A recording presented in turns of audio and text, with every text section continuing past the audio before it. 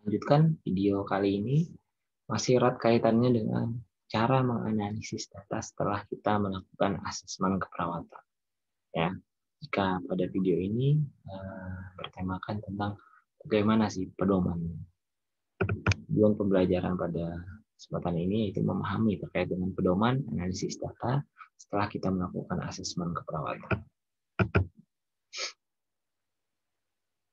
Nah, begini. Pertama, saya ingatkan kembali di video sebelumnya.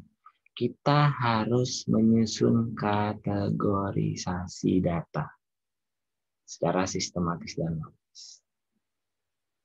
Menggunakan kelompok-kelompok atau kategori biologi, psikologi, sosial, dan spiritual. Oke. Setelah dikategorikan tadi, kemudian saya ulangi lagi. Kita mengidentifikasi kesenjangan data yang kita dapatkan. Mengidentifikasi kesenjangan data menggunakan nilai norma, kondisi norma, rentang norma pada nilai-nilai tertentu. Itu yang kita gunakan untuk mengidentifikasi kesenjangan data yang terjadi.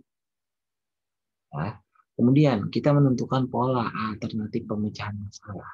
Oke, misalkan terjadi peningkatan suhu tubuh pada pasien tersebut, maka terjadi kesenjangan yang harusnya nilainya berada di rentang normal suhu tubuh. Kemudian kita dapat menentukan pola alternatif pemecahan masalahnya. Orang yang sedang mengalami suhu badan tinggi atau panas tersebut, nanti pemecahan masalahnya harus bagaimana? Kita harus dapat dulu.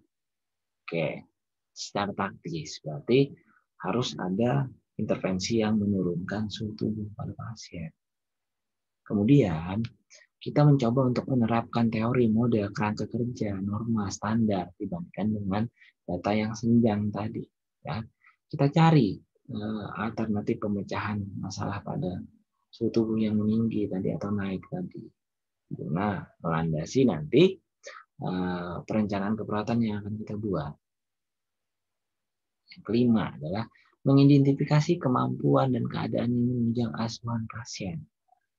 Mampukah kita menyelesaikan masalah tersebut dengan kaflingan sebagai perawat mandiri? Apakah kita perlu berkolaborasi dengan profesional pemberi asuhan lainnya? Apakah kita bisa memampukan keluarga pasien atau support sistem pasien guna menyelesaikan masalahnya? Itu harus diidentifikasi terlebih dahulu.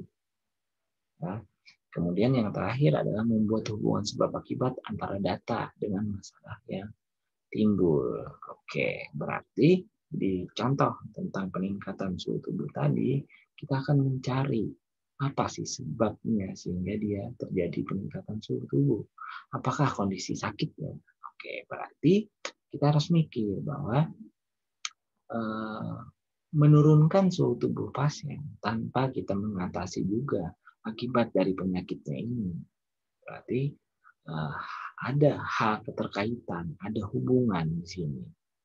Jika nanti masalah kesehatannya itu berangsur pulih, maka bisa saja nanti akibatnya dari masalah tersebut yaitu peningkatan suhu tubuh pasien akan bisa diselesaikan. Misalkan terjadi proses penyakit infeksi pada pasien.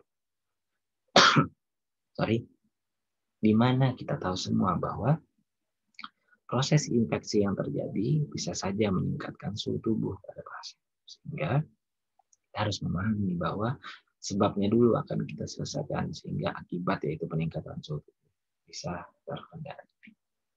Sekian tentang video pedoman analisis data, semoga bermanfaat. Terima kasih.